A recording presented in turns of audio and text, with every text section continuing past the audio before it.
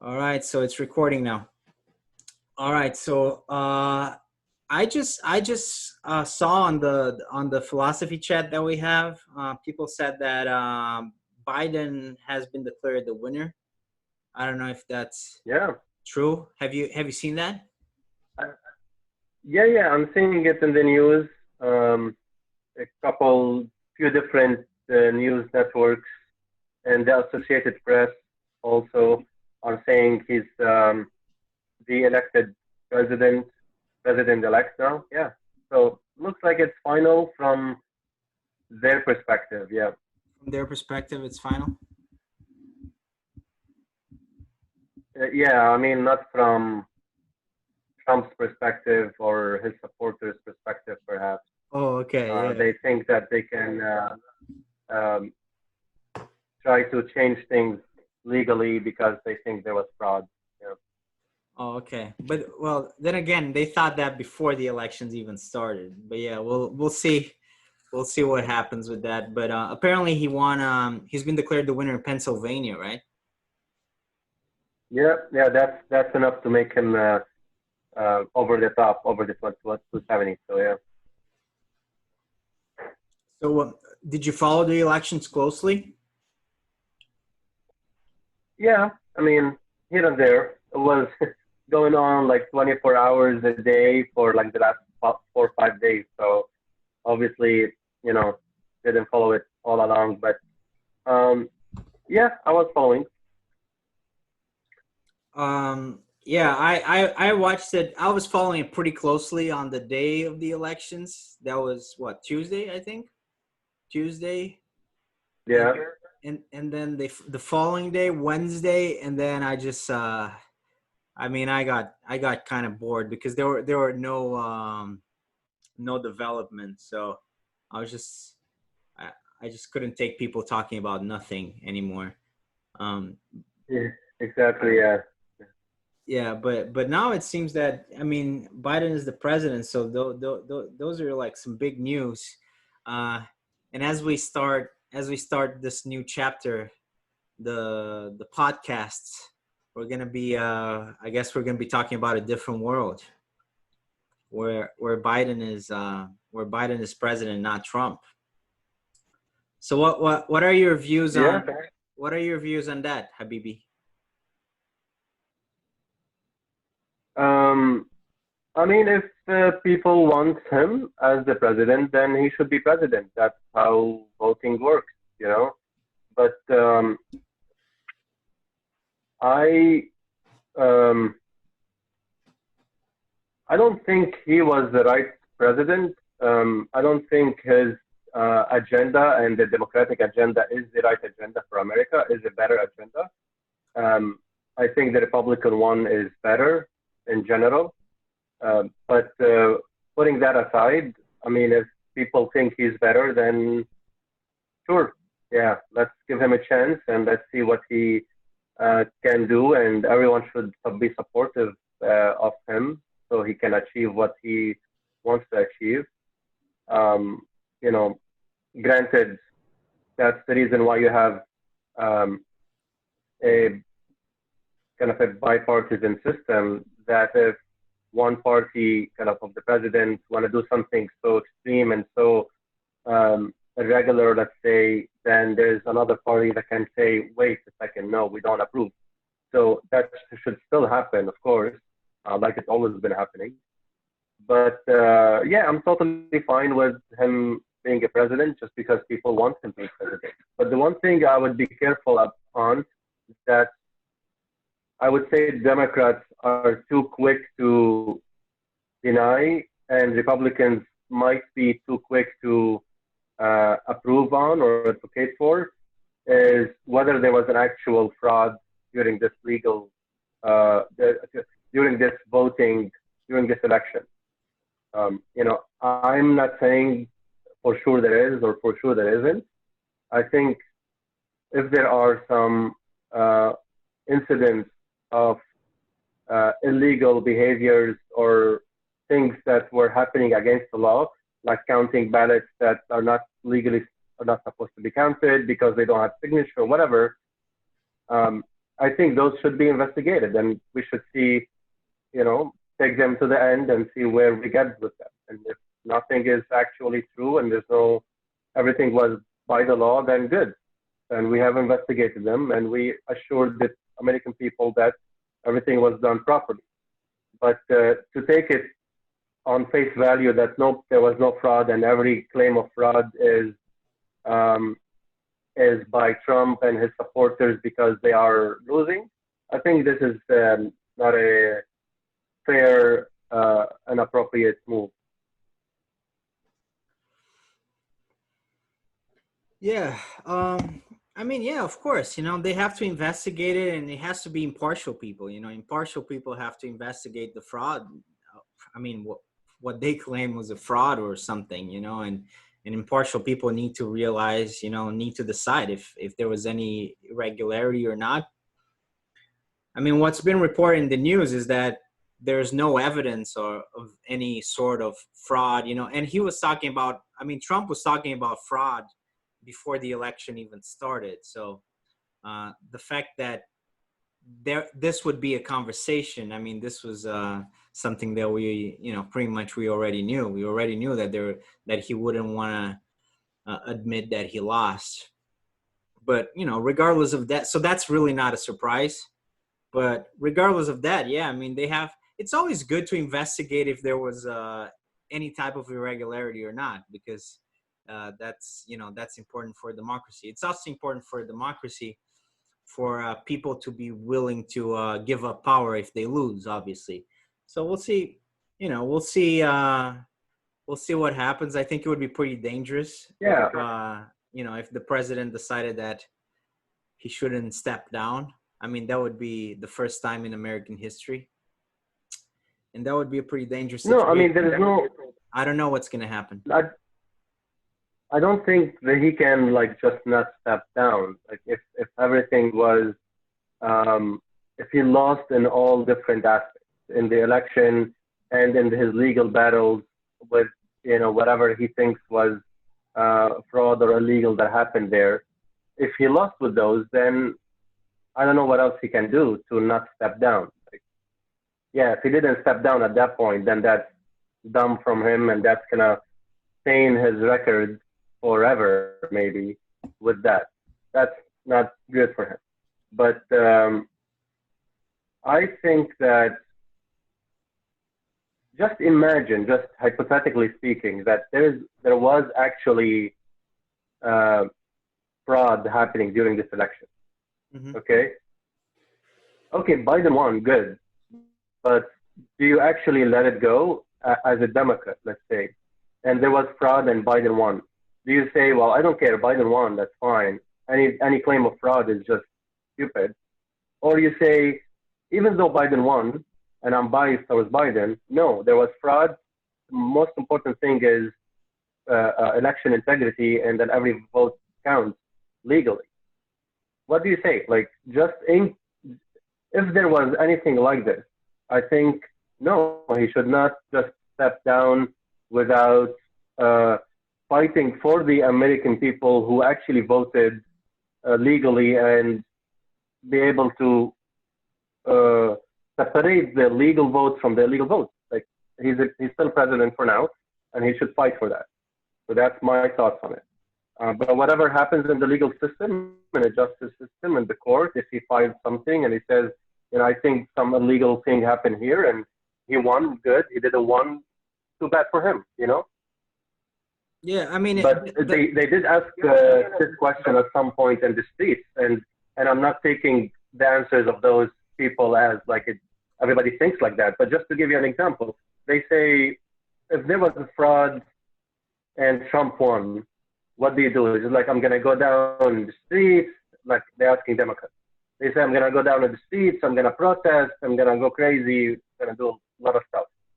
And then they were like, okay, what if there was fraud and Biden won? They were like, do you care? Or it's no, I don't care as long as Biden won. And this seems even indirectly, this seems like the mentality, It's Biden won, nope, there's no fraud, everything was amazing, everything was good. But if Biden lost, they will say, oh yeah, he stole the election, or maybe they start making claims that there is fraud, or they start protesting because of that. I mean, yeah, for sure. If there's any type of fraud, it's something that needs to be looked at. I honestly, I don't think there has been any fraud. I think this is just something that was pretty predictable. That would like I expected this to happen. I mean, I think most people expected this to happen because I mean, this is how Trump has been behaving the whole time, and also he was talking about fraud in the elections before the elections even happened. So But that's not enough to say that there's no fraud just because he was talking about it. no, The one thing I would tell you is that he did file a lawsuit in Pennsylvania and he won it, Trump, because obviously there was something that was being done that's illegal. I'm trying to pull up the details, but I read it yesterday and the day before. So if we say, no, you already said you're going to not concede or you're not going to accept the results before that, so it means there's no, he did find something and the legal justice system said, yeah, you're right, you're granted that. That's an example. no. I mean, they're going to look into it. I'm sure. If all of this stuff is going to be looked into, like I'm sure they do it in every single election. And now with Trump suing, I mean, coming up with all these lawsuits, filing all these lawsuits. I mean, they have to look into it. Like the courts are gonna, because those lawsuits are in progress. So the courts are gonna have to look into all of the complaints that actually result in him filing a lawsuit or his team filing a lawsuit. All of that is going to be looked into by the courts. So I think that's fine. Like, well, I wouldn't dismiss it. That there was no fraud. I don't think there was fraud until we see where is the evidence of this fraud. What are the exact claims that he's saying and doing, and his lawyers on the field, and to see if any of those have any merit to them or not. Then we can say, nope, there's no merit. The legal system said those are not illegal. There's nothing fraudulent about that, so we're good. Yeah, I think that the courts have to look into it and they have to decide. The courts need to decide if there was any problem with the elections or not. Just like any other election. It's not usual for a president to behave in this way, but if there are any problems in any election, they have to look into it. And I think even if there are no problems and no one's complaining, they're probably still looking into it because it's such an important process. And so, yeah, but imagine this, like you're saying, okay, and again, I'm playing the devil's advocate. I'm not defending him because of, he's the best president or whatever. That's not true. But imagine this, right? You're saying that that's not how presidents behave, whatever. He's the first president to behave like this. Yeah, I mean, that's true. If you think about it if you think about it from a different perspective, right? There was never a president that was hated this much. So there was never a time where perhaps, I don't know all the history, Democrats had to go to the extreme to win an election. Okay? No, I don't think that's true. I mean, all elections are pretty. No, I'm not saying it's true. I'm not, not like this, right? Not like where there is now so many lawsuits going to be up and running. It's not going to concede right away. It's going to say, wait. He just said something, a statement was released. Trump said that it's not over yet. We're going to be working on all those legal cases starting Monday. We're going to be in court. We're going to be this and that. I don't think this is usual. And what I'm saying that you don't think the president's behavior is typical, and you're just saying because of him, he's just like that, crazy or whatever. I'm saying, yeah, maybe. Or maybe the Democrats have not hated the president so much that they didn't go to the extreme. Potentially, maybe, I don't know, we'll have to investigate all of those. but they've done certain things to ensure Biden will win, ensure Trump is out, and by that they might have, stepped out of the legal boundaries maybe a little bit. I don't know, and I'm not I think, again. well, I'm, yeah, I don't want to be the conspiracy theorist, but we should investigate certain things like this, and we should not directly blame like, oh, he's crazy. He said he'll do that, so it's okay. We expected that. No, maybe actually something happened because the Democrats wanted them out so bad that they were trying to do certain things that are illegal. I don't know. Maybe yes, maybe no. I think the courts will determine that. That's what's supposed to happen, and it's that's Mm-hmm. why that's why this democracy worked. And it's not. This is not the Ivory Coast. It's that's the difference is that in the United States, at least, we're lucky to live here. I mean, these things are fought, in courts, and they're not fought on the streets. Let's hope they're not fought on the streets. Uh, but if there is fighting on the streets, then that's a pretty bad sign for the country, and it's a sign that things are starting to change in this country for the worse. Hopefully, that's not the case because we both moved here. I think, hoping to live in the United States, that is, the biggest democracy in the world, the biggest economy in the world, a place of laws, a place of, the rule of law, where people don't fight in the streets because they don't agree with whoever is gonna be president next. So if there is fighting in the streets, and if we don't have a peaceful transition, I think that means that things have changed, and then we'll see what happens Yeah. from that point on. But that would be certainly a really bad sign. Um, Listen, man, can I make a request?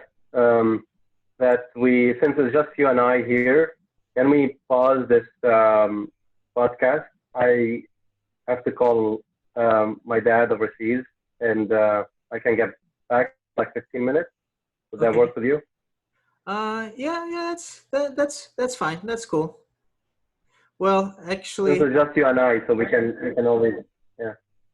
yeah, because we're You can recording pause this the now, recording, but by I the think I way. can pause it. I think I can pause it. Yeah, So yeah, yeah. You can pause it. resume recording. All right, so we're done with our short break. Now, so let's yeah, so it's interesting to talk to you, Mario, because I was complaining the other day that not complaining, but kind of like commenting on, because I had a couple of meetings with the philosophy people. Still trying to figure out how to do the channel, but we're gonna have some live streams of like philosophy club meetings and all that, and we're talking about the elections, and I don't really know a lot of Republicans, so it's actually pretty good to have you, because I think you're my only Republican friend. So um, it's I was saying, I don't even understand why someone would vote for Trump, but then again, I don't have any Republicans I can talk to and ask them. So it's good.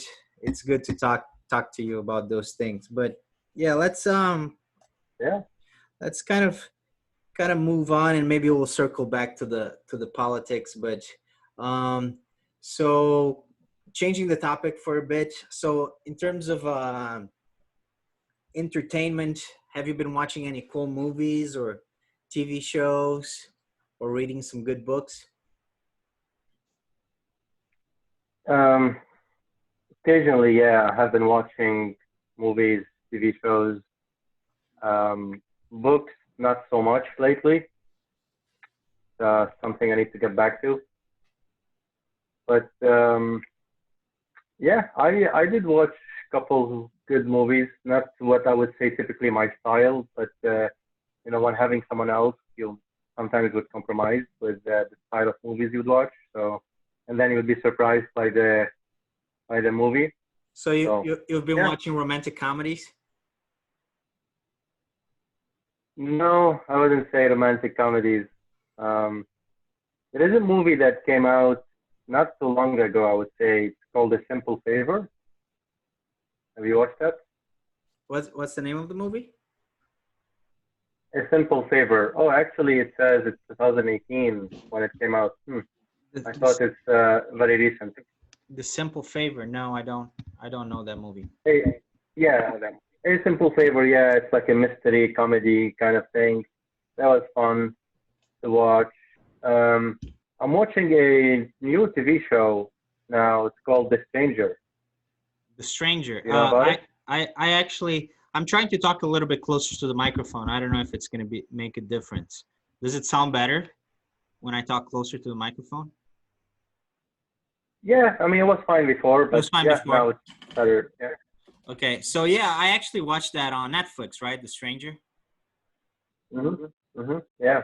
Yeah, You that's a like it? pretty yeah. I thought that was a pretty cool show. It was yeah. I didn't like followed it. I didn't follow the show very closely because I was actually watching it with Beth, and she was more interested in it, and I think she was, Mm. you know, fair enough. I didn't ask her to wait for me, but I think she watched a couple episodes without me, you know, so I probably missed, you know, like quite a bit of the story. But you know, I That's cool. the stuff that I watched, you know, I liked it. You know, it's not really my kind of show. It's like a thriller, you know, mystery. It's not really my kind of thing, but it's fun. I mean, it's fun. Mm. She loves that kind of stuff. She loves like British, and it's just like her mother, and they love like British shows, British mysteries. That's you know their absolute favorite, like mother, like daughter. So it's not really Yeah. my thing, but I don't mind watching. And then she started watching Broadchurch, so that's a recommendation for you if you like The Stranger. It's also on Netflix. Broad. I think yeah, I think I've seen maybe an episode of it. Oh yeah, I did start seeing that. Yeah, when there's somebody who died somewhere, and then there's a somebody who posted something on Twitter about this or something like that. Yeah. Yeah, it's a kid that gets killed. It's a Yeah. British like cop mystery show set on a small Yeah. British town. Also, I'm watching one that I mean I don't love it, but it's good. It's on HBO. It's called The Outsider, which kind of reminds me of The Stranger. They came out around the same time, and they're pretty similar. I think if you like The Stranger, you might like this. But this one is a Stephen King story. So it comes with, you know, some of the things you might expect from Stephen King. So it does have like a supernatural element to it, you know, all that. Yeah, that's one I wouldn't like it. Yeah. Yeah, because you don't really like supernatural stuff that much. Exactly. Yeah. Why do you think you don't like supernatural stuff? Um, I mean, I can try to make sense of it, and I can try to make sense of my answer and give you a conscious answer, but then there could be something unconscious reason why I don't like it, and I don't know it. But actually, this wouldn't answer the why, but I will just tell you kind of. Anyway, here's my answer usually for that is that I want to feel like the movie is actually happening in front of me, so I can believe it. Once there is supernatural stuff, I will automatically my brain triggers like this switch that say, okay, this is acting. Don't get too excited. You know, it's just acting, kind of thing. And yeah, once that switch happens, then I wouldn't enjoy the movie the same as as when I feel like I'm almost part of the movie. You know, I'm always watching this unfold in front of me on the street or whatever. So, So when you get when there are fantastical elements involved, you don't feel as immersed in the movie or the TV show. yeah, like when I see people that look not like people or like somebody flying because of or somebody throwing some laser beam from their hands or whatever, I feel like that's not real life. So I'm not that engaged anymore. You Yeah, I mean that's fair enough. That's fair enough. I mean, I don't get the same thing, but I Yeah. mean, I don't know. People think in different ways. You know, people's brains react to things in different ways. So The Strangers is the stuff that you're watching now. Do you have any other things that you like that you have been watching recently? I have been watching Tehran. What's the You know it? no? What's that again? It's called Tehran, which is the capital of Iran Okay. or Iran. It's made. I don't know if you've seen one that's called Fauda TV show. It's made by the same, I would Okay. say, crew. Yeah, we talked Uh, about we talked that's what I about that heard. a while ago because you told me that that was what you were watching back then. You know, so we talked about it back then. Yeah, yeah, yeah, exactly. So the same, I don't know, producer or director, but they made a TV show called Tehran, and it's actually only on Apple TV or Apple TV Plus, whatever they call it. So I have to get subscription from that, even though I'm not an Apple user. But yeah, I watched it, and it's pretty interesting, pretty good. I like those type of shows. Yeah, Yeah. it's about like spies and the police, terrorists, right? Yes, exactly. It's yeah, exactly right. Okay, cool, cool. Do you like playing video games at all? Good question. No, but the reason I said it's a good question because I am waiting to buy Xbox Series X, sorry, Uh-huh. which is the latest Well, just came Xbox, out, or and it I might already, come out now. yeah, I'm waiting for it to come out to buy it. I didn't get the pre-order, um, so I think next week, 12, is when it will be. You can purchase it again, probably, unless it's out of stock within hours again. But I am trying to, especially staying more home now in the pandemic. I felt like, maybe it's time to get into gaming. So I did get the Game Pass in Xbox. I can't use it much. I played it a couple times on my phone, but that's just an experience. So as soon as I get the actual console, I'm gonna start playing few games and see how immersed, engaged I'm gonna be in gaming. Hopefully not too much. I don't want to be spending, hours and hours of every day on gaming. Yeah, it's dangerous. It's dangerous. Video games are dangerous. I've been playing a lot of video games this year with the pandemic because of the Yeah. yeah because of the pandemic. I started playing games again. I I didn't like play a lot of games before. I mostly just played, a couple. I just played strategy games on the computer every once in a while, and I would get really Yeah. into those. But now I just my friend Ian, he actually gave me his old PlayStation 4, so I've been playing on the PlayStation 4, and it's a lot of fun. I play like a soccer game, uh, Pro Evolution Soccer, which is pretty cool. And I play a bunch of other games, Final Fantasy, which is like a fantasy game. Well, it's going to be interesting to see if, since it's a video game, it's going to be interesting to see if you have the same thing as you have with movies and TV shows. So, well, maybe not because I'm not gonna go for the fantasy games. I will go for like a car racing. We'll go for um, I don't know, FIFA or basketball or something like this. But I don't know. You're right. Maybe I start crossing that boundary that you know from the realm of non-fiction to fiction, maybe slowly, and maybe gaming will be the channel where I do that.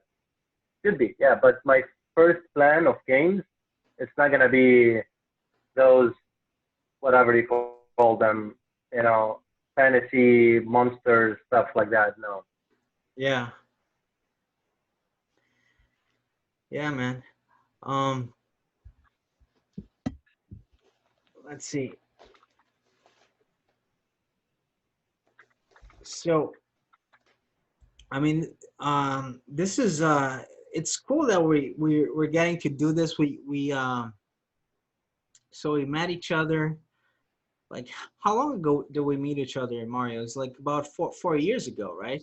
Uh, I moved to Minneapolis in 2016, in September 2016.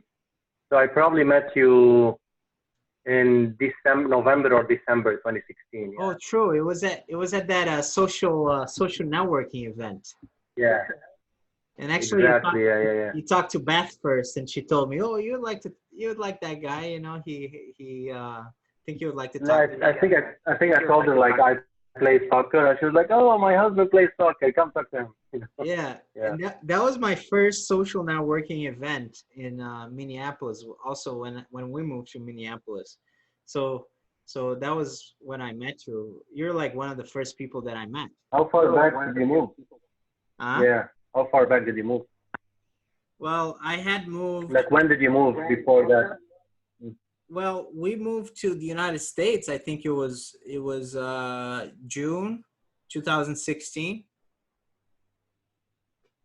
June or July Yeah. 2016, and then we moved to Minneapolis September, probably September 2016. So it was shortly before I met you, and yeah, and I stopped doing, because at the time I was trying to get like into the whole real estate thing, and I was trying to go to these social networking events, but Mm, yeah, I stopped going to them, and it's a shame, because you get to know a lot of people, like a lot of the people that I've met in the United States was through either like social networking events right at the beginning, or mostly through a philosophy, through the philosophy meetings, which is a type of social yeah. networking. So social networking is Yeah. is a great way to meet people. And now I can't really do it because of the pandemic, but I do want to see if I can uh, do some more social networking after this is all over. Yeah. Yeah. I mean, you are doing it virtually, granted, but it's good. You know, I mean, um, it's. I'm not gonna say it's the same, but it's close. You know, like you're able to see people, talk to them, you know, connect with them. That's what matters. Yeah, that's good. Yeah, I mean, this is especially now that I'm putting a little bit more effort into it. It's a very interesting experiment, because we're taking what we used to do before, which is connecting in person, and doing it virtually. It's really like social media has really become, during this period, the primary, or not. I shouldn't say social media. What I mean is social networking online. Like social, Hmm. social networking, but online is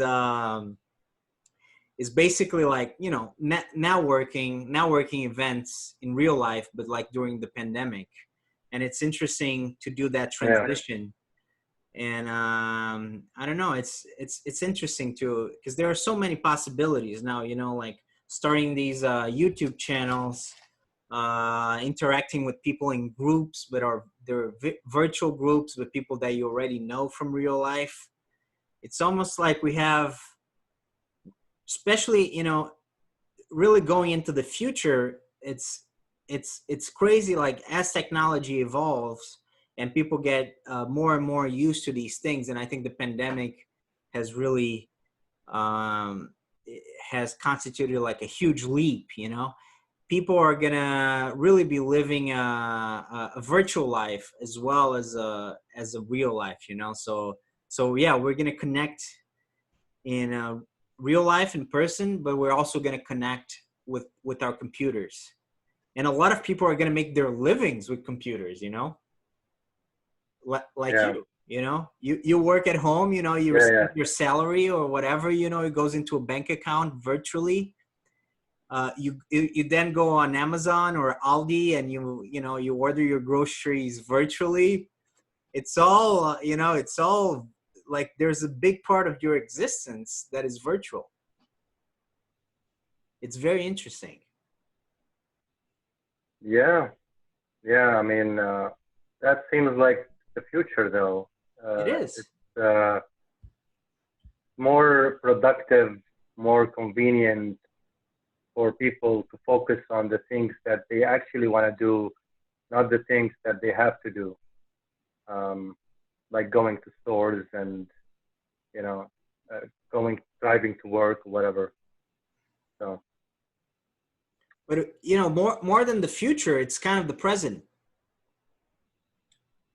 yeah. No, it is the present. It is the present, but what I meant is like, this is gonna be the norm going forward. You Yeah. know, I would say now we're kind of there. You know, for most things we're virtual, especially with how the pandemic accelerated the process. But yeah, going forward, pandemic or not, I think whatever can be virtual will be virtual. You know, which makes sense. Like you can choose: do I want to meet with people, or do I don't, or do I want to drive, or do I want to work, you know, from home and not meet people? I want to meet people. I'll connect with a friend and say, hey, let's go grab a coffee from a coffee shop, or let's go work together in a WeWork office or whatever. You know, it's optional. Um, as opposed to like having to force people to like, yeah, you gotta wake up at this time, you gotta brush teeth here now, you gotta go to work now, you gotta come have your lunch break now. Like I used to work in a company where, even though I used to work in the software department, it was a manufacturing company, so everything was done in a, you know, timely basis, like in a manufacturing environment, where you have to be at work at 8:00, like you cannot be at work less than 7:50 and more than 8:00. Like they have this 10 minutes window to be at work, to check in, you clock in. And you have a break at 10 to 10:15. Then you have a break at 12:30 to 1. That's your lunch break. Then 2:45 to 3 or whatever. Like everything is like clockwork, you know? And I mean, what if I'm in the middle of something? And what if I'm working on something? And now like you have to take this break. You have to. It's not like an option, you know? Yeah. Nobody want to live like that. No, it's horrible, man. It's horrible to have this to have to clock in and have take these breaks at this time and then take this break that is okay. Now you have this 15-minute break. Enjoy it. No, you know, like when I used to work at schools, especially before I started working as a teacher, when I was working as an assistant teacher or as a paraprofessional for a while, I they get these breaks, but it's really pretty ridiculous. You know, it's like you have like 15-minute break or 20-minute break, you know, and then I would tell Mm-hmm. them, you know, look, I don't want to take this break. This is silly, you know. What Yeah, am I yeah, gonna do? I'm gonna leave, you know, in 15 minutes. I'm gonna come back, you know. What am I gonna do in 15 minutes? Uh, and most of the time they were like, okay, yeah. Some other times they'll be like, oh man, this guy must be like a really hard worker. He doesn't want to take his breaks. It has nothing to do with being a hard worker. I just thought it was silly. And it didn't really do anything for me. Some people got upset at me, you know, because they were like, look, you know, if you don't take your break, you know, we're gonna look bad because we're gonna take our breaks and we're gonna look bad because you're not taking yours. I was like, come on, man. Like it's such a silly thing to to really like be like you say, like, you know, regimented, you know, have like such a strict schedule. yeah. And this is exactly what the company I work for does. It's just what we say, actually, the way we say it is like taking the robot out of the human, you know? Because a lot of times you have something repetitive, you gotta go to work and, you know, fill up this Excel sheet and send it this and do everything the same thing again. You're not really thinking. You're like doing robotic work, you know? Yeah. Mm, the software, the product that we, the company I work for, kind of sell is called RPA. It's RPA space. That's what they do exactly. They give you a software that will do this work for you, so you can focus on um, other things, like other creative things or customer engagements or whatever it is. And actually, that brings up an interesting topic. Maybe we can talk about that now. Yeah. I so you hear this term a lot, that automation. Automation is coming. It's going to take jobs. 20% of jobs going to go away with automation, et cetera, right? Yeah. And it's already kind of here and going to be more and more in the future, probably. Um, so there are a couple of ways you can look at it, right? You can look at it, automation is bad, taking someone's job and having a robot or a software do the person's job so they, have no job anymore, and that's bad. Or you can say, well, it's better for humanity because we are making employees more happy at work. Okay. Because they don't do the boring, repetitive, mundane stuff anymore. They do the creative, challenging, decision-making tasks now. They're more happy. So where do you see it?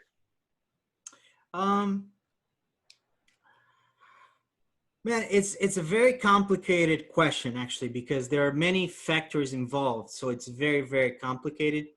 I mostly, so I mean, yeah, it's not possible to give just a what yes or no answer, I guess. So because there are so many factors. So I think automation in principle is good, and that's why you do it, right? You work in automation, right? That's the main thing you do. So Yes. yeah, I think that's Yes. good, because look, really, I think that's ultimately that's the thing I think that to me is most important when we're talking about the economy or economics. So when we're talking about the economy, to some extent, it's connected. So politics, the economy, politics, society, because it's all connected. So the most important thing I think really is like, how do we make people's lives better? How do we like tackle the problems that we're going to have in the 21st century? And how do we allow people to live better lives? I think that should be like the goal, right? Yeah. So everything should really go through this filter, okay, so we're talking about this. How do we make people's lives better? Forget about this like left or right or ideology nonsense, like really, I think what we should be thinking about is how do we make people's lives better? And automation, look, automation could be really great for the world. Automation could be fantastic because we can, like you're saying, we can take the robot out of the human. In the 18th century and especially 19th century, we saw the rise of capitalism, and that really became accentuated with industrialization, with the Industrial Revolution, and the subsequent industrialization of a number of countries, most countries, eventually. And then we put the robot into the human, right? That's when the robot went inside the human, right? Because we needed humans to act like robots in factories, right? That's kind of like the root of everything. Mm-hmm. And then this method became, was applied to everything. And it's really only now in companies like yours that we're, starting to reverse that. But automation could be like you're saying, let's take the robot out of the human. I love that. And look, let's the robot do what the robot can do, for us, right? And let's use that force, to for the good of people, and we should treat automation, I think, like that, let's take all those possibilities, because really we could in the future, if you think about it, and I'm sure you have because you think about everything, we can have these robots, and really they can work for us. They can do the work that when you look at societies in the ancient world like Rome, Greece, and so forth, their economy was, for the rich people, at least for the well-off people, it was mostly slave-based, or the southern United States. Of course, we're not going to have slaves. It's not, morally right. It's, it's not going to happen, even though we do have slave labor in factories all over the world. But again, that's the thing that we should be trying to correct. And we can have the robots do the slave labor because they don't mind. As long as we don't give them artificial intelligence, they don't mind, because they don't have a brain. they don't care if they have to work 24 hours a day. We can have the robots do our work for us and really live great lives. And obviously it gets complicated, but that should be the principle. Now, unfortunately, you know, if we keep our model the way it is, what's going to happen? We're going to have very few people that control a lot of assets, a lot of production assets, a lot of things that they own. They're going to own the robots. They're going to own the companies. People are going to lose their jobs. They're not going to have money, and they're going to become like these second-class citizens. You know, whereas wealth is going to be more and more concentrated in the hands of a very small amount of people. And that's great for that very small amount of people, but it's not great for humanity. You know, it's not great for people at large. It's probably not going to be great for me, but it's also probably not going to be great for 98% of the people, you know, or for 95% of the people, because wealth is going to be very concentrated. The means of production is going to be are going to be very concentrated. So that's unfortunately probably what's going to happen with automation and all that, with the shift of the economy. But I think, I don't know, man, we should be able to find a way to make this work in our favor instead of against us. And that's when, you know, stuff like UBI comes in, you know, people like Andrew Yang and all that. I don't know, like, if that's exactly what we need to do, but we do need to figure out ways to make our future better and not worse, right? So automation can go either way. It can make people's lives miserable, or it can make people's lives great, right? It depends on us. It depends on what we do with it, what we do with this power. I don't know. I don't know what you think about that. Yeah. I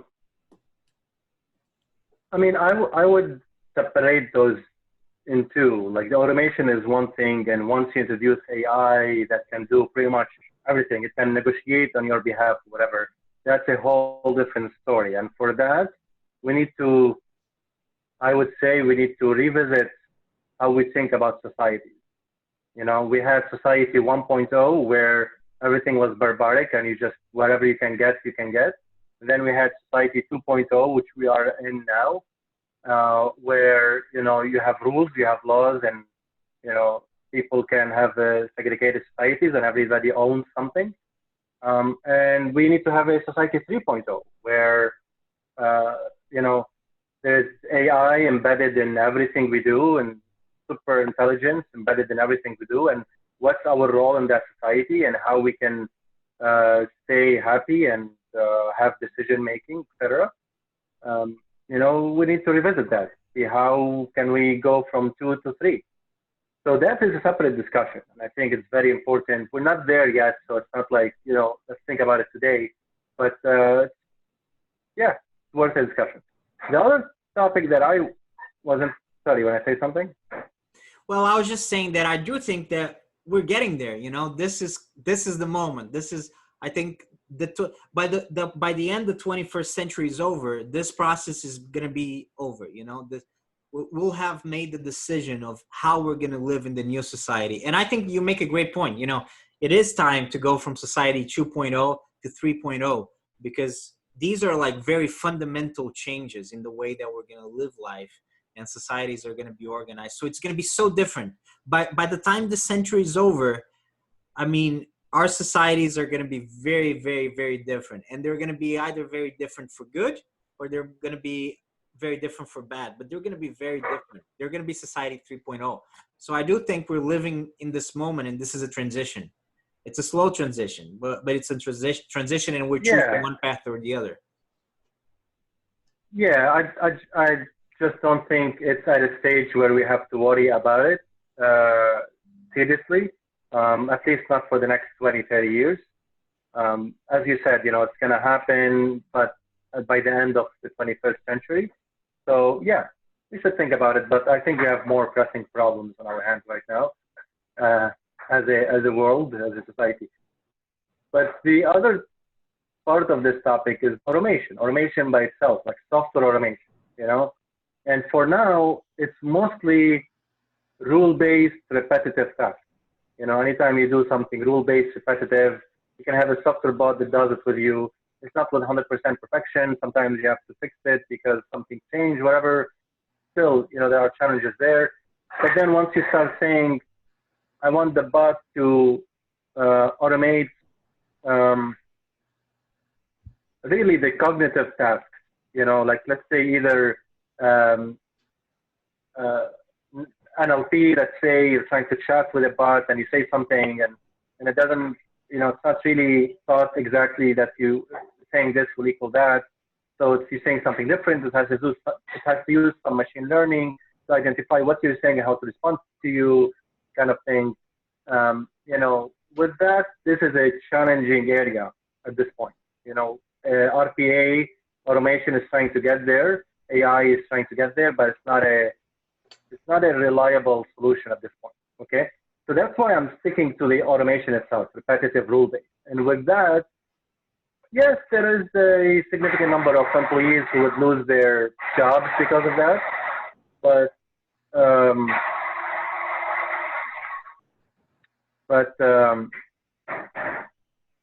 it's not going to be like 80, 90% of the people who's going to lose jobs because of it. It's just whoever, like, for example, lawyers will not lose their jobs.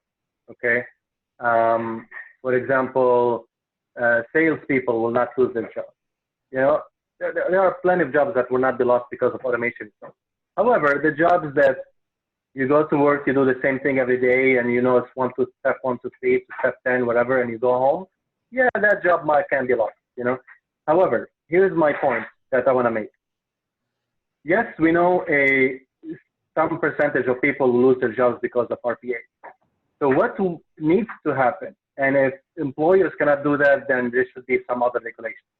What needs to happen is, me as an employer, I am, for efficiency, for productivity, for accuracy, I'm bringing digital transformation into my company, and I'm deploying automation and robotics bots to do a lot of business processes. I need to think about what will happen to those employees that are currently doing this job.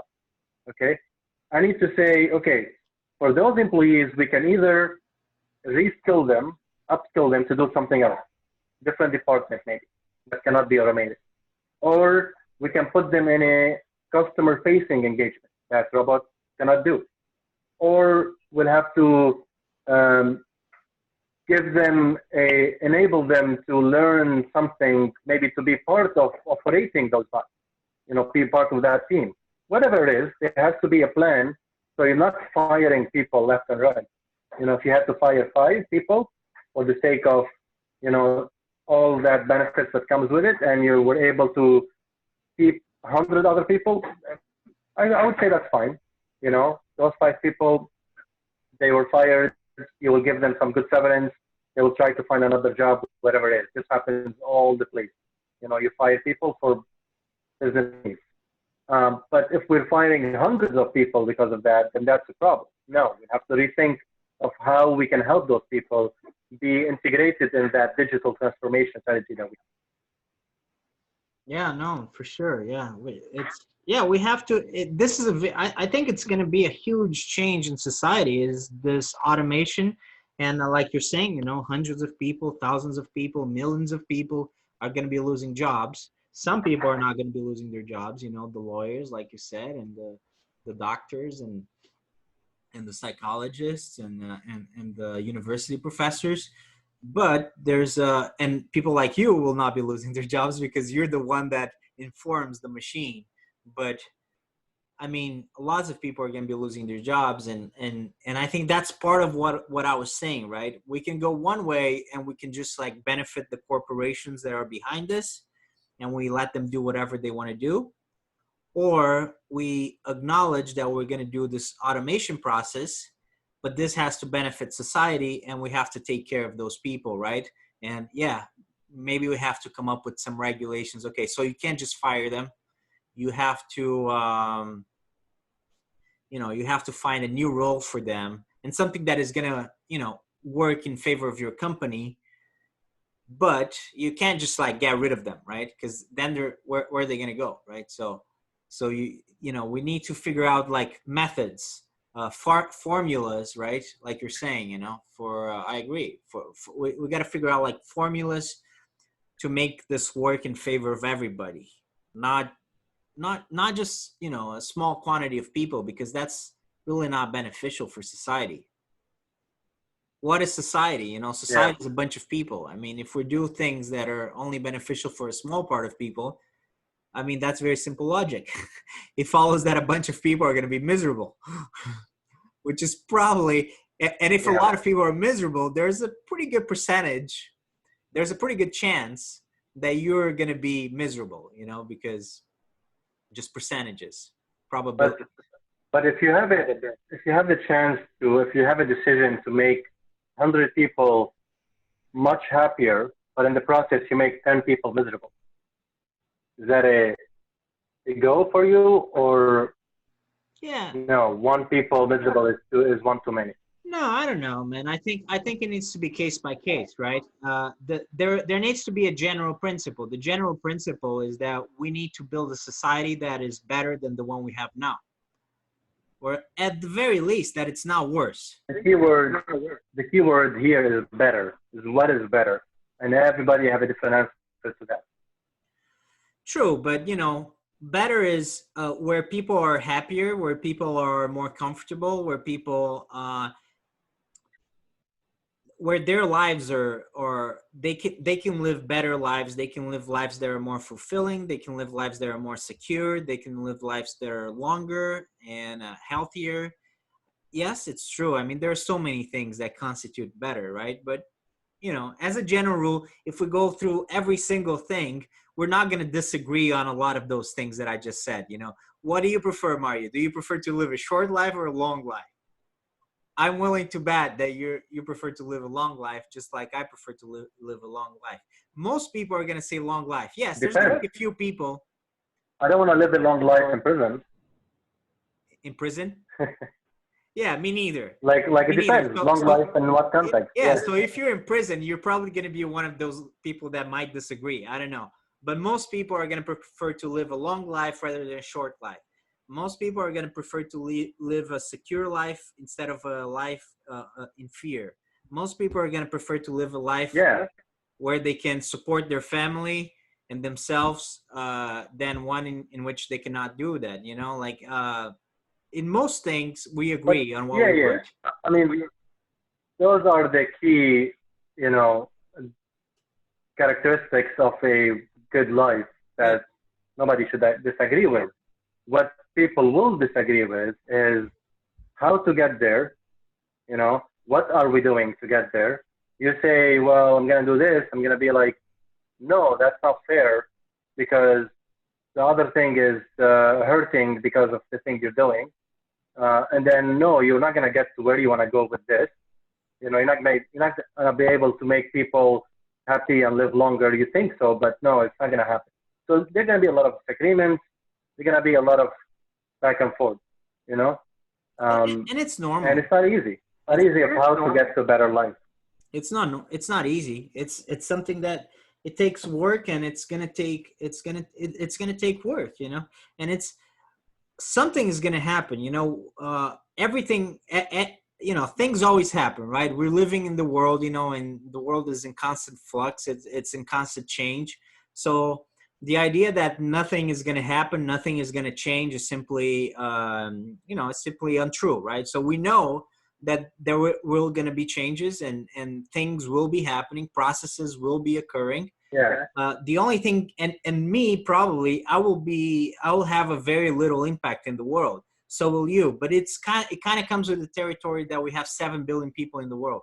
So usually one person does not have a huge impact in the world. But as you know, societies, we have to, hopefully we'll be able to figure out how to make life better. And there's no guarantee that we will, Yeah. right? I mean, there's absolutely no guarantee that we will. Yeah. We Yeah. might not. But We might but not. here's where we fail. Okay. Now, yes, you can tell me we'll make a better economy. Okay, that's great. Better economy. That's easy. We'll make better, more jobs for people, etc. But I don't think wellness and happiness stops at that. Maybe that's a small part of it, is economy. And as you mentioned, there are many other things to go around it. I think we will fail if we, like we did in this, like we're doing now in America. We will fail once we have our emotions as the core and center of every discussion. Every time you are speaking from emotions, you'll be like, I hate this guy. I hate Trump. If somebody tells me I hate Trump and then tells me here's why I think he's bad, I'll be like, I'm not gonna listen to you because you're speaking out of emotion. You're emotional. If you want to have a reasonable conversation, then you should not, either let it out explicitly or implicitly that you hate this guy, that you have a very negative emotions for him, even though you may have good arguments with that, but I can't take it for granted, that's really coming from a rational perspective. So this is very important, and we don't have it that much in America these days. Everybody is like, oh, these guys are terrible, these guys are crazy, these guys are doing this, that thing, and the other guys are saying the same thing about the other side. And really, once we are able to have a rational conversation, and maybe it's happening at certain levels, there's certain intellectuals out there that are having like rational as it can be conversations, we need to expand that to the rest of society. And if we got to that point, say 50% of society can speak rationally to one another, I will have no doubt that we can agree on what is the best way to get to a better life and how we're going to get to it. But I don't see that happening because of how emotional America is right now and used to be. Well, that's the idea here, right? That's what I want to have here. I want to have rational conversations with people, and there's nothing wrong with emotion really, but you can't make decisions just based on emotion. I mean, emotion is part of what makes us human, but yeah, have rational conversations, think about issues. I think that's important, and that's the whole idea behind this podcast, right? Having conversations and thinking about things. There's nothing, just want to comment one thing. There's nothing wrong with emotions until you bring them to your decision making or your argument when you're trying to make it. That would be wrong. Yeah, I mean, I agree. Like, you should analyze ideas and see what is going to lead to the better outcome. I mean, that is really what should be behind decision making for the most part. I don't know if we can take emotion completely out of the equation. Probably not, because we're human. But I don't think that's why you're saying in any case. So that's the moot point. What you're saying is that we shouldn't, as I understand, that we shouldn't like just follow our emotions. And I agree with you. I think I don't know if it's just the United States, man. I mean, maybe it's the whole world. But yeah, certainly in the United States, political discourse and social discourse to a great extent doesn't really come from rationality so much as it comes from emotion. People are emotional about it, and rational arguments do not play that much, do not play a big role in it. Like, for example, I mostly agree with the Democrats and you mostly agree with the Republicans. But I think in this case, we rationally, we think this way mostly because we think about it rationally. And in this case, we reach certainly different conclusions. But in most people's cases, that's really not the case. I mean, when we talk about society at large, like you're saying, it's either I hate Trump or I love Trump. And that doesn't really have a lot to do with rationality. That has a lot more to do with other issues, including emotions. Not only emotions, it also has to do with principles, ethical principles or cultural backgrounds, demographics. It has to do with a bunch of things because it's not just emotion. Emotion is a big one. But if you think about, that's going to change a little bit, I think, in the next 4 years, because Trump in particular, in these last 4 years, or five, you know, because Trump started campaigning before he became president, obviously. In the last 5 years, you had Trump as the central figure in American politics. He was the main character. And he's a guy that he's never brought rationality into his political process. He's not a rational person. He's not a rational politician. He won he wouldn't have become president if he had gone that route, because he didn't have much to bring, you know, like in any case, emotionally, that's where he was scoring points from the beginning. He came out as a guy that really can turn crowds and, you know, can inspire people, because he was saying things that resonated with people in their core, in their hearts, you know, like he was talking about things that made people scared, that made people angry, that made people emotional. In general, that made people emotional. And that went not just for his supporters, man. People, like, Trump was talking and he was making most people emotional. You know, he was making news people emotional because they got greedy. They were like, this guy is saying all these things on TV. We're going to make a bunch of money if we talk about this guy. So for news people, it was mostly greed, you know, but that was an emotion. That was a strong emotion. For a lot of Trump supporters, it was hate. You know, oh, I hate those immigrants. Let's get those immigrants out of here. Let's build a wall. Or saying bad things about communists, or, you know, oh, we can't let the Democrats take over, you know, because they're communists. They're going to turn this into Cuba. Or you know, a lot of people in the left were hearing Trump speak, and, you know, they were getting scared about, you know, what the things that he was saying. They were getting outraged by the things he was saying, you know. So a lot of it was emotion. You know, we had a main character in American politics that really, everything that he said had a lot to, you know, he was toying with people's emotions, either on the left or the right. But so, of course, you're going to have a very emotional situation, because that's what you have in American politics. You have a lot of emotion. You have the people that hate Trump. You have the people that love Trump. You have the people that want to make money out of Trump. But that's going to change to some extent. But I agree with you that it would be nice if people reverted to a place of what is the best course of action, right? Like, what are the policies? Now that we're done with Trump, in any case, I mean, it's not super relevant what Trump did or did not do. Like, what's super relevant is what's going to happen in the future, right?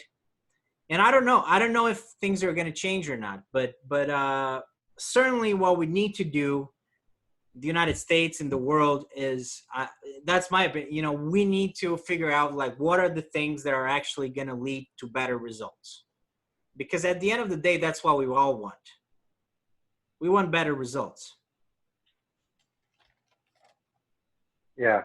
So the moment you are asked the question is like, what do you see good about this other person that you hate, that you say, like, I don't agree with them, and you cannot name anything, that's when the conversation should be over, right? And that's the case for most people. I would bet you most Democrats, you can ask them, what do you love about Trump? They're going to say there's nothing good about this person. And this is absolutely emotional false statement. You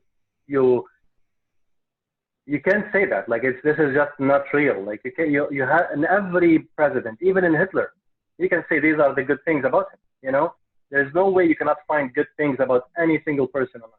Okay, and not to be able to name them or say them or think like that, it means you're so emotional, and whatever you're saying is not gonna really be rational and reasonable. Okay, and possibly for many, maybe most, I don't know, Republicans, that we'd ask them the same thing about Hillary, let's say, or whatever before, you know, possibly the case. For me, I can tell you good things about Biden. I can tell you good things about Trump. I can tell you bad things about Biden. I can tell you bad things about Trump. Okay? And I hope there are more people who can put their emotions aside and think about what's at stake, think about what's everyone's policies, and think about what every action has a consequence. You know? That does not exist now. Yes, people will always have emotions. Yes, Trump said a lot of things that triggered people's emotions, and that's why they voted for him. Yes. However, that's not how we should vote. That's not how we should support someone, and that's not how we should solve problems. You know, that's what I meant. Yeah, I agree. I agree. I think especially going forward, because this was kind of a crazy period. And now I think, I don't know if this period is over or not, but we should make it over, you know? We should end this period of like craziness and start thinking about problems in a way that is rational. Like you're saying, you know, we should have rational conversation. And, you know, society at large is not going to have conversations like the conversations that we're going to have, because most people are just not inclined to do that, you know? But we do need to the world certainly needs, and I don't know if that's going to happen or not, you know, but it would be good if people in the world start being more rational and start thinking about, instead of like being so concerned about whatever ideology, you know, they think they support, how can we solve these problems, you know? Especially because honestly, a lot of the left-wing ideology and a lot of the right-wing ideology to start with, they come from the 20th century. They have like, there are so many things in the 21st century that are going to be different. Like they just simply do not even apply, you know? Like it's something from the past that you're trying to apply to something in the future that is just not the same, you know? Right? We're way past communism versus capitalism. You know, that shouldn't even be like, that's honestly, that's a pretty stupid conversation to have at this point. You know, that's just not unless you I wouldn't agree on that. Unless you're in Cuba, or North Korea, where people are still, you know, 70 years behind the times. Like there's no point in having that conversation, because the most of the world has moved on a long time ago. Even in China, man, communism is not communism, you know, like that is the past. That is the 20th century. But now we're going to have to make decisions in the 21st century. Now we're going to have to make decisions in the 21st century. And the left and the right of the past, they don't even apply to a lot of these things. They don't apply to automation, you know? Like they don't apply to climate change. They don't apply to what they don't, what's they? You said they don't apply. What is they? I missed that. left and right ideology from the 20th century. You mean like left and right, like ideologies, like the way they stand now, they don't apply to climate change? Yeah, they don't apply to climate change. Was not even like when this left and this right were starting to become a thing, you know, in the 20th century. Climate change was not really a thing. It was certainly not as important as it is today. I mean, in the environmental problems, yes, they existed in the 19th century and they existed in the 20th century. But man, they're going to be very, very, very different in the 21st century. They're going to be very different in the 22nd century. You know, a lot of the problems that we're going to face and the situations that we're going to face, we don't even know them now. You know, imagine like trying to imagine to solve situations that are going to appear in the second half of the 21st century with the tools that we had in the 20th century when we were clueless about a lot of things. I agree. You know? Yeah, agree. So there needs to, look, I think people need to have conversations, like you say, you know, you have to look at things rationally. What is going to lead to the better solutions rationally? And forget so much about this left and right thing from the 20th century, because, I mean, it's pointless and it's really not going to lead anywhere.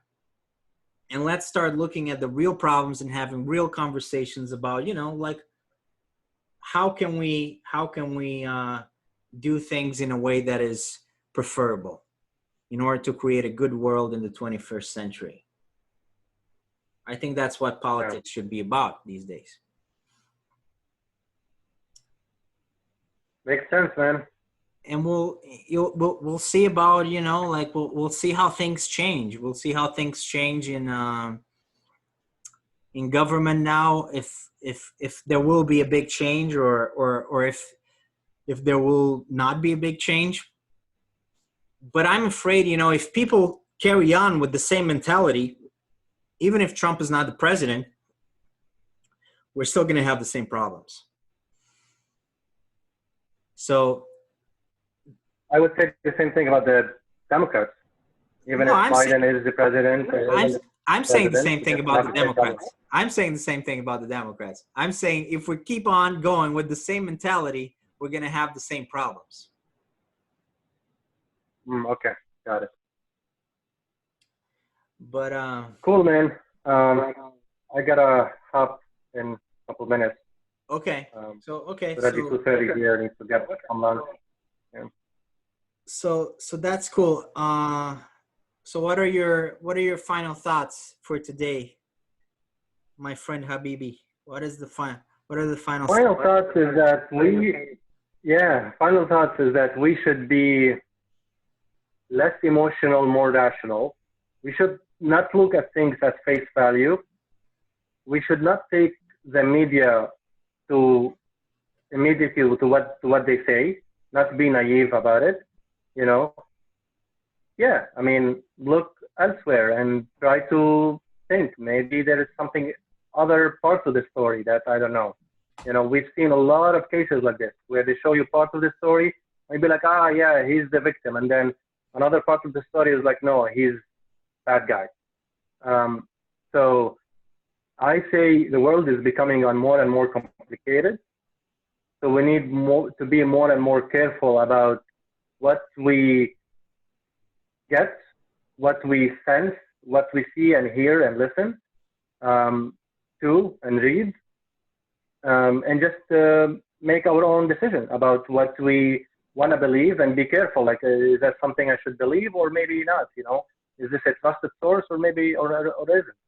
So just be more careful about what's happening around the world and not take anything at face value. And yeah, like just make sure that we are thinking clearly about the next steps for the society in general, for the world, and about not just emotionally who we hate and who we love, but also about who I think is better suited to do a better job. Both of them, I think, are bad to be ideal president. You know, for example, if we're talking about Trump and Biden, but then who's going to be better, not worse? You know, what is the consequences of having this president, not the other one? Yes, he's coming from a Democratic background, so we should assume he's going to follow some of the Democratic agendas versus the Republicans. Same thing. What are we going to gain and lose? How are those actions, granted they happen, democratic actions, are going to affect the world at large? And then we should try to, you know, support one or the other. As opposed to many, many, many occasions that I've seen where people say, I hate the guy. He should never be president. What do you like about him? Nothing. If there's frauds, yeah, I'm going to protest. If there's fraud for Biden, nope, that's fine. You know, and it happens in both cases. I'm not saying Democrats are bad or good. That's not the point. So yeah, here are my final thoughts. All right, those are some great final thoughts. Well, thank you very much for your time, Mario, and I hope you enjoyed our conversation. And if someone watches this someday, I hope they enjoy the conversation as well. All right. Yeah, well, if they don't, they can just stop it and move on. You know, they're not required to watch it. But hopefully they do enjoy it. So thank you, my Democratic friend, for the opportunity to bring me on your podcast.